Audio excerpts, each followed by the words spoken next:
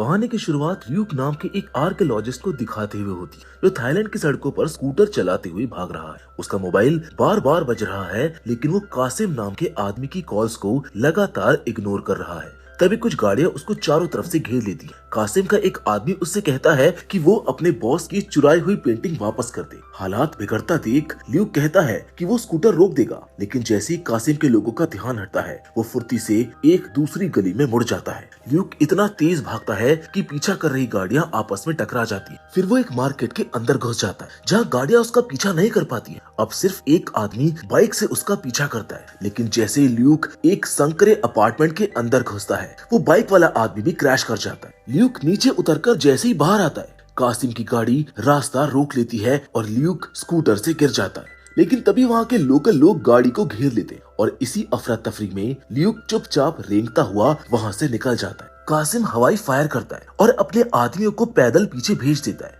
Luke की टांग में चोट लग चुकी होती है, लेकिन वो जैसे तैसे दौड़ता रहता है। वो अपने साथियों को कॉल करता है और बताता है कि वो फ्लाइट नहीं पकड़ पाएगा। उसके साथी कहते हैं कि तुम ट्रेन पकड़ लो। ल्यूक एक और मार्केट पार करता है और एक दुकानदार की फूड कार्ट लेकर भागने लगता है। पीछे से कासिम के लोग गाड़ी लेकर आ जाते हैं। तभी ल्यूक चालाकी दिखाता है और फूड कार्ट को बाइक से अलग कर देता है, जो सीधा जाकर कासिम के लोगों की गाड़ी से टकरा जाती है। आग की लपटें उठने लगती है और कासिम की गाड़ी ट्रैफिक में जा टकराती है। पुलिस तुरंत उसको घेर लेती है और ल्यूक वहाँ से बच निकलता है। इसके बाद ल्यूक स्टेशन पर बाइक से कूदता है और आखिरी पल में चलती ट्रेन पकड़ लेता है। रात को वो अपनी सीट पर ही सो जाता है और सपना देखता है कि वो किसी प्राचीन इमारत में, जहाँ से वो एक गोल्डन मास्क चुरा रहा होता है। सुबह जब उसकी नींद खुलती है तो उसके सामने एक औरत बैठी होती है, जिसका नाम एस्मे है। वो बताती है कि उसका काम दुर्लभ पेंटिंग्स को वापस लाना है और बाकी सीट्स पर बैठे लोग भी उसी के आदमी। जब ल्यूक पेंटिंग देने से मना करता है तो एक आदमी उसको पीछे से पकड़ लेता है। एस्मे भी नाइफ निकाल लेती है। एस्मे उसको मारती है और ट्यूब छीनने की कोशिश करती है, लेकिन ल्यूक उसका हाथ पकड़ लेता है। तभी एस्मे अपनी जैकेट उतारकर बच निकलती है। ल्यूक पास की प्लेट उठाकर उस हमलावर के सर पर मारता है और सर से टक्कर मारकर खुद को छुड़ाता है। वो एक और गुंडे को लात मारता है, लेकिन एस्मे दोबारा उसके ऊपर हमला करती है और उसको गिरा देती है। जैसे तैसे ल्यूक एक और आदमी से भिड़ता है और एस्मे फिर से नाइफ निकाल लेती है, लेकिन ट्यूब का स्ट्रैप कट जाता है। अब दोनों स्ट्रैप के अलग अलग सिरों को पकड़ लेते हैं। ल्यूक उड़ते नाइफ से बचता है और जोर से स्ट्रैप खींचता है, जिससे एस्मे वॉशरूम में जा गिरती और ल्यूक जल्दी से दरवाजा लॉक कर देता है। इसके बाद ल्यूक ट्रेन की छत पर चढ़ जाता है और जैसे ही पास में पानी की टंकी आती है, वो कूदने की कोशिश करता है, लेकिन पकड़ नहीं बन पाती है और वो नीचे गिर जाता है। गिरने के बाद वो अपने दोस्तों को कॉल करता है। ल्यूक कहता है कि उसको पिक कर लो, जबकि दूसरी ओर लंदन में उसकी बहन शार्लेट अपने पति हेरल्ड और उसके लॉयर के साथ तलाक की बातचीत कर रही होती है। हेरल्ड उनके बेटे की पूरी कस्टडी मांगता है, जिससे शार्लेट नाराज हो जाती है। थोड़ी देर के बाद जब शार्लेट म्यूजियम में अपने काम पर होती है तो उसे वहाँ पर ल्यूक अचानक मिल जाता है, जिसको देखकर वो हैरान रह जाती है। ल्यूक अपनी बहन शार्लेट से बहाना बनाता है कि वो बस उससे मिलने आया है, लेकिन शार्लेट जान जाती है कि जरूर कोई गड़बड़ है, क्योंकि वो बहुत सालों से उससे मिला ही नहीं है। ल्यूक चाहता है कि शार्लेट फिर से उसके साथ एडवेंचर पर निकले, जैसे वो बचपन में अपने पापा के साथ जाया करती, लेकिन शार्लेट कहती है कि अब वो मॉम बन चुकी है और अपनी म्यूजियम वाली जॉब से खुश है। इसी बीच ल्यूक उसको एक पेंटिंग में थोड़ा डैमेज दिखाता है। जब शार्लेट उसको ध्यान से देख रही होती है, ल्यूक दीवार से एक और पेंटिंग चुपके से चुरा लेता है। तभी म्यूजियम का अलार्म बज उठता है और दरवाजे खुद ब खुद लॉक होने लगते हैं। ल्यूक भागता है और शार्लेट भी उसके पीछे दौड़ती है। वो बाहर आकर उसे पेंटिंग लौटाने को कहती है, लेकिन ल्यूक शर्त रखता है कि पहले कार में बैठो। अब जैसे ही शार्लेट कार में बैठती है, ल्यूक गाड़ी भगाता है और पुलिस को चकमा देने के लिए कई तेज और पागल मोड़ लेता है। कुछ संकरी गलियों से गुजरने के बाद वो एक ट्रक के पीछे जाकर घुस जाता है, जिससे उसके पुराने साथी मर्फी और डेब चला रहे होते हैं। शार्लेट उनको पहचान लेती है, ये उसके पापा की पुरानी टीम के लोग हैं। कार में भाई बहन के बीच बहस होती है। मर्फी चोरी की गई पेंटिंग को ध्यान से देखता है और कहता है कि ये वो नहीं है जिसको वो ढूंढ रहे थे। ल्यूक कहता है कि अब शार्लेट इसको वापस ले सकती है और तभी वो एक स्प्रे से उसको सुला देता है। कुछ देर के बाद शार्लेट की आंखें एक पार्क की बेंच पर खुलती। वो तेजी से म्यूजियम वापस जाती है, जहाँ इंस्पेक्टर जमाल पहले से ही जांच कर रहा होता है। जमाल को शक है कि शार्लेट ने ल्यूक की मदद की, लेकिन तभी उनको पता चलता है कि चोरी की गई पेंटिंग किसी ने वापस रख दी है। काम के बाद शार्लेट अपने बेटे थॉमस को लेने जाती है, लेकिन उसका एक्स हस्बैंड हेराल्ड उसको रोक देता है, क्योंकि उसने सुन लिया है कि शार्लेट अब पुलिस की संदिग्ध लिस्ट में है। गुस्से में भरी शार्लेट ल्यूक के पास जाती है और चिल्लाती है कि उसने उसकी जिंदगी बर्बाद कर दी है। वो ल्यूक को एक अमीर आदमी ओवेन के साथ देखती। ओवेन बताता है कि उसको कैंसर है और अब उसने ल्यूक की टीम को फाउंटेन ऑफ यूथ यानी कि जवानी का झरना खोजने के लिए हायर किया है, क्योंकि वही शायद उसकी आखिरी उम्मीद है। शार्लेट कहती है कि वो तो सिर्फ एक कल्पना है, लेकिन ल्यूक मानता है कि हर कहानी में सच्चाई की थोड़ी झलक जरूर होती है। वो कहता है कि दुनिया की अलग अलग संस्कृतियों ने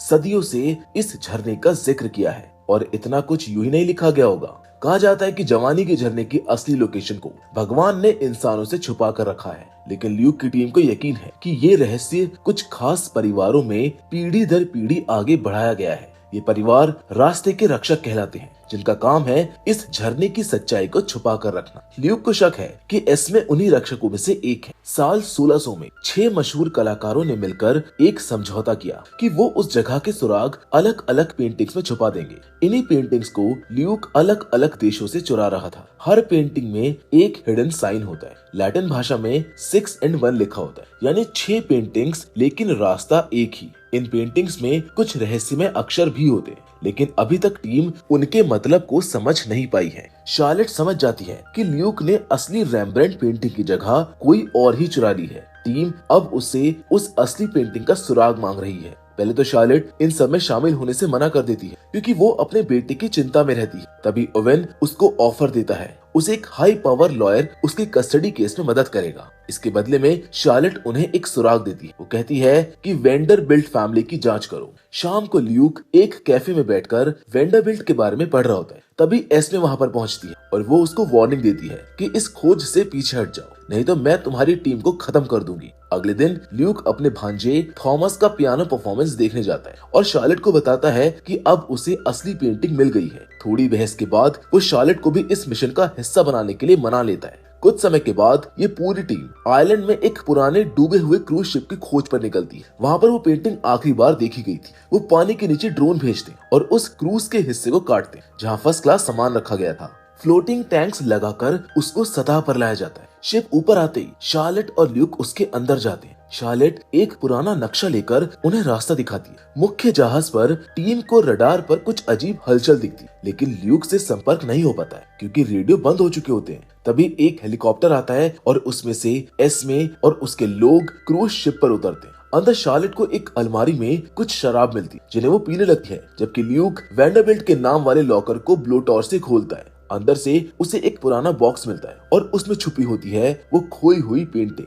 दोनों भाई बहन खुश हो जाते हैं, लेकिन ल्यूक वहाँ से कुछ गहने भी चुराना चाहता है। तभी शार्लेट उसका हाथ झटक देती है और कहती है कि हम लुटेरे नहीं हैं। दूसरी ओर पानी के ऊपर लाए गए क्रूज शिप को उठाए रखने वाले फ्लोटिंग टैंक्स धीरे धीरे खराब होने लगते हैं। शार्लेट और ल्यूक को जल्दी निकलना होता है, लेकिन तभी एस्मे की टीम उनको घेर लेती है, जिनके हाथों में हथियार होते हैं। ल्यूक और शार्लेट लड़ना शुरू कर देते हैं। अब इसी दौरान वो बैग गिर जाता है जिसमें पेंटिंग होती है। गोलियां चलती हैं, जिससे एस्मे खुद उस बैग तक नहीं पहुंच पाती है। गोलियों की वजह से शिप का मेटल भी डैमेज हो जाता है और हेलीकॉप्टर को भी नुकसान होता है। अब इसी फायरिंग में फ्लोटिंग टैंक्स भी खराब हो जाते हैं और अब शिप में पानी भरना शुरू हो जाता है। फिसलते हुए ल्यूक गिर जाता है और तभी एक आदमी उसके ऊपर गन तान देता है। शार्लेट पास की कुर्सी से उसका सर तोड़ देती है और ल्यूक फिर से पेंटिंग उठाने दौड़ता है, लेकिन तभी एस्मे शार्लेट को बंदी बना लेती है। हेलीकॉप्टर को नुकसान हो चुका होता है, इसलिए वो वहाँ से तुरंत चला जाता है और शिप डूबने लगता है। ल्यूक को भरोसा नहीं होता कि एस्मे वाकई शार्लेट को नुकसान पहुंचाएगी, इसलिए वो चेन खींचने की कोशिश करता है और तभी शिप हिलने लगता है। शार्लेट मौका देखकर एस्मे को जोर से धक्का देती है और उसे बालकनी से नीचे पानी में गिरा देती है। अब जैसे ही दोनों भाई बहन भागने की कोशिश करते हैं, एक बड़ी लहर उन्हें अंदर वापस धक्का देती है और ल्यूक का पैर एक जाल में फंस जाता है। शिप डूब रहा होता है, लेकिन शार्लेट पानी में छलांग लगाकर ल्यूक को बचा लेती है। वो दोनों जल्दी से तैरकर ऊपर आते हैं और उनकी टीम उनको बचा लेती है। खैर लंदन लौटने पर शार्लेट को हेरल्ड से एक सरप्राइज मिलता है। वो अब जापान जा रहा है और थॉमस को उसी के पास छोड़ना चाहता है। वहीं शार्लेट समझ जाती है कि ये सब ओवेन की प्लानिंग थी ताकि वो अपने बेटे के साथ रह सके। इसके बाद शार्लेट टीम में दोबारा शामिल होती है और ये सब मिलकर उस नई पेंटिंग में छुपे अक्षरों को देखते हैं, जिन अक्षरों से मिलकर बनता है विकेट। और फिर इन सबको याद आता है कि 6 and 1 वाली बात। उन्हें लगता है कि ये सुराग है विकेट बाइबल का। ये एक गलत छपी हुई बाइबल थी जो साल 1631 में छपी थी, जिसमें लिखा था थो शॉल्ट कमिट अडल्टरी, यानी तू व्यभिचार करेगा, जबकि असली वाक्य में नहीं करेगा लिखा होना था। अब टीम को शक होता है कि ये प्रिंटिंग मिस्टेक नहीं थी, बल्कि जानबूझकर की गई ताकि कुछ खास बाइबल्स में फाउंटेन से जुड़े सुराग छुपाए जा सके। सारी बाइबल्स नष्ट कर दी गई थी, लेकिन एक अब भी कहीं पर बची हो सकती है। तभी इंस्पेक्टर जमाल पुलिस के साथ अंदर घुस आता है और ल्यूक और शार्लेट को गिरफ्तार करने की कोशिश करता है, लेकिन अचानक कासिम और उसके आदमी आ धमकते हैं और इन सब पर गन तान देते हैं। इस तनाव के बीच ल्यूक एक डील की पेशकश करता है। वो कहता है कि मुझे और सारी पेंटिंग्स ले जाओ, लेकिन मेरी टीम को जाने दो। कासिम मान जाता है और शार्लेट बाकी टीम के साथ बाहर निकल जाती है। ल्यूक झूठ बोल देता है कि वो पेंटिंग्स लाने जा रहे हैं, लेकिन अचानक म्यूजिक बजा देता है और टेबल के नीचे छुप जाता है। अब इस मौके का फायदा उठाकर पुलिस अपराधियों पर हमला कर देती है और शुरू हो जाती है एक जबरदस्त फाइट। गोलियों की बारिश के बीच ल्यूक की गाड़ी भी बुरी तरह डैमेज हो जाती है। चारों तरफ अफरा तफरी मच जाती है और इसी दौरान ल्यूक चुपचाप पीछे के दरवाजे से निकल जाता है, जहां उसकी टीम उसे एक बोट से पिक कर लेती है। फाइट जारी रहती है, लेकिन आखिरकार पुलिस जीत जाती है। इंस्पेक्टर जमाल कंप्यूटर स्क्रीन पर विकेट बाइबल से जुड़ा वही पुराना कोड देखता है। कुछ समय के बाद ल्यूक एक रेगिस्तान में होता है, जहाँ पर उसको एक चमकदार लिक्विड से भरा ग्लास मिलता है। अब जैसे ही वो उसको पीने जाता है, उसे दिखता है कि शार्लेट और थॉमस बहुत तेजी से बूढ़े हो रहे हैं। तभी एक आवाज आती है कि मत पीना।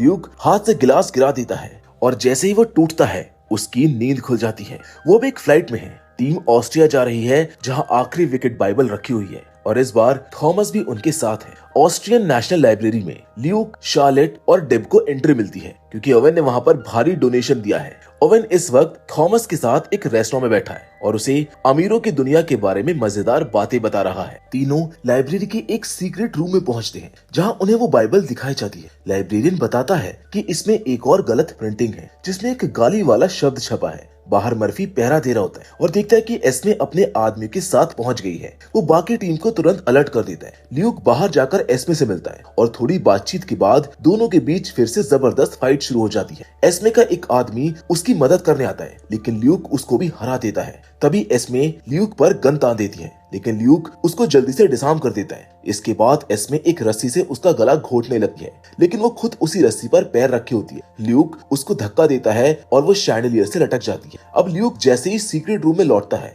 मर्फी उसे बताता है कि सब रास्ते बंद हो चुके हैं, अब प्लान भी शुरू करना होगा। टीम लाइब्रेरियन को स्प्रे से सुला देती है और बाइबल लेकर भागने की तैयारी करती है। डेब जमीन पर एक छोटा बॉम्ब लगाती है, जिससे एक छेद बन जाता है और वो लोग सुअर के रास्ते बाहर निकल जाते हैं। उधर एस्मे के आदमी ओवेन और थॉमस को किडनैप करने की कोशिश करते हैं, लेकिन ओवेन अकेले ही उन सबको धूल चटा देता है और थॉमस को भी जरा सी भी चोट नहीं लगने देता। शाम को जमाल लाइब्रेरी पहुंचता है और ल्यूक की लोकेशन ट्रैक करना शुरू करता है। होटल में टीम उस बाइबल की जांच करती और पाती है कि उसके गोल्डन बॉर्डर पर कुछ नंबर्स दोहराए जा रहे हैं, 1 से लेकर 7 तक, लेकिन वो उसको समझ नहीं पाते। अब इसी दौरान शार्लेट कहती है कि वो टीम छोड़ रही है क्योंकि थॉमस पर खतरा बढ़ गया है और वो उसे और रिस्क में नहीं डालना चाहती। बाहर निकलते वक्त थॉमस एक अहम बात कहता है। वो कहता है कि आप लोग इसको गलत नजर से देख रहे हो। ये नंबर्स सीधे सीधे अंक नहीं है, ये 7 संगीत के बेसिक नोट्स को दिखा रहे हैं। ल्यूक एक खास कोड के जरिए गाना बजाता है और इंटरनेट पर पता चलता है कि ये गाना है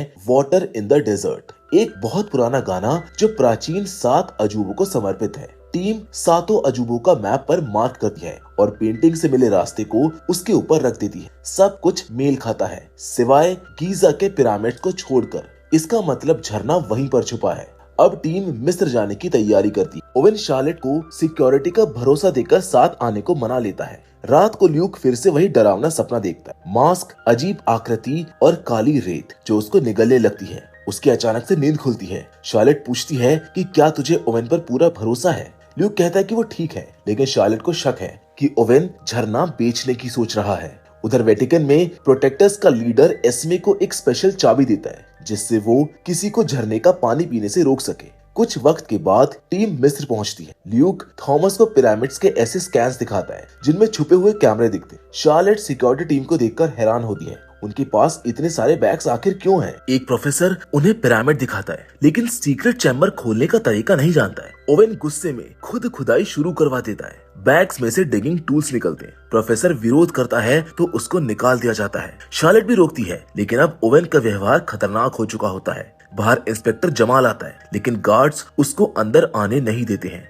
थोड़ी देर के बाद वो पुलिस फोर्स के साथ लौटता है। सिक्योरिटी गार्ड्स गोलियां चलाने लगते हैं और पुलिस की गाड़ियां उड़ने लगती हैं। बचे हुए लोग कवर लेते हैं और जवाबी फायरिंग करते हैं, और वहीं पास में एस्मे सब कुछ चुपचाप देख रही होती है। टीम एक छुपे हुए रास्ते से होकर एक खास चेम्बर तक पहुंचती है। वहां पर एक भारी स्ट्रक्चर होता है जिसे हिलाना आसान नहीं होता। ओवेन अपने लोगों को टूल्स लाने को कहता है, लेकिन शार्लेट देखती है कि बैग्स में गन्स भी है। जब टूल्स काम नहीं आती, ओवेन ब्लास्ट करना चाहता है, जिसे ल्यूक और शार्लेट दोनों रोकते हैं। तभी थॉमस एक पुराना म्यूजिक इंस्ट्रूमेंट बजाता है, जिससे पूरे कमरे में कंपन होने लगता है। फिर शार्लेट गोंग बजाती है और रेत अपने आप शेप लेने लगती है। अब वो स्ट्रक्चर एक हाथ से हिल जाता है और नीचे जाने वाली लिफ्ट खुल जाती है। टीम लिफ्ट में बैठकर नीचे उतरती है। बाहर मर्फी और डेब सिक्योरिटी टीम पर पीछे से हमला करते, लेकिन डेब गोली खा लेती है। तभी एस्मे आकर उनको बचाती है और गार्ड से लड़ती है। फिर एस्मे और जमाल साथ मिलकर पिरामिड में दाखिल होते हैं और बाकी गार्ड्स को हरा देते हैं। बैग्स में मिली रस्सियों की मदद से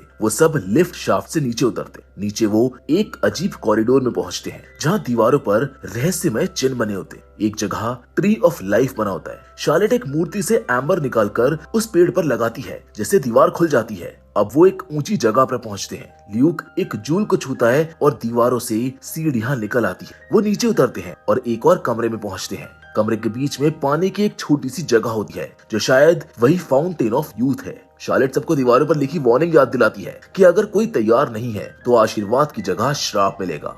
ओवेन ल्यूक को जबरदस्ती पानी पीने को कहता है, और तभी शार्लेट समझ जाती है कि वो मर नहीं रहा है, वो बस झरना बेचना चाहता है। गुस्से में ओवेन ल्यूक को गन से मार देता है। अब जैसे ही ल्यूक पानी को छूता है, कमरा पानी से भरने लगता है और एक असली फाउंटेन बन जाता है। ल्यूक का खून पानी में गिरता है और वो ऊपर उठने लगता है। उसके हाथ चमकने लगते हैं, लेकिन जैसे ही वो पानी पीने जाता है, उसे एक सपना देखता है। शार्लेट और थॉमस बूढ़े हो रहे हैं। ल्यूक तुरंत पानी छोड़ देता है और पानी उसकी चोट ठीक कर देता है। ओवेन भी अपना खून पानी में डालता है। तभी एस्मे दीवार में चाबी लगाती है, क्योंकि उसको याद है कि अगर कोई स्वार्थी इंसान ये पानी पिएगा तो उसकी उम्र उसी के अंदर खींच ली जाएगी। अब जैसे ही ओवेन पानी पीता है, वो तेजी से बूढ़ा होने लगता है और दर्द से चीखता है। इसमें गोंग बजाती है, दरवाजे बंद होने लगते हैं। टीम जल्दी से सीढ़ियों की तरफ दौड़ती है और ओवेन को वहीं पर मरने के लिए छोड़ देती है। रास्ते में ओवेन का बॉडीगार्ड नीचे गिरकर मारा जाता है। ल्यूक भी फिसलता है, लेकिन एस्मे उसको बचा लेती है। सभी लोग मुश्किल से बाहर निकलते हैं। बाहर इंस्पेक्टर जमाल मानता है कि असली विलन ओवेन ही था। एस्मे ल्यूक की हिम्मत से बहुत प्रभावित होती है और उसे अलविदा कहते हुए गाल पर किस करती है। जिसके बाद एंड में ये दोनों भाई बहन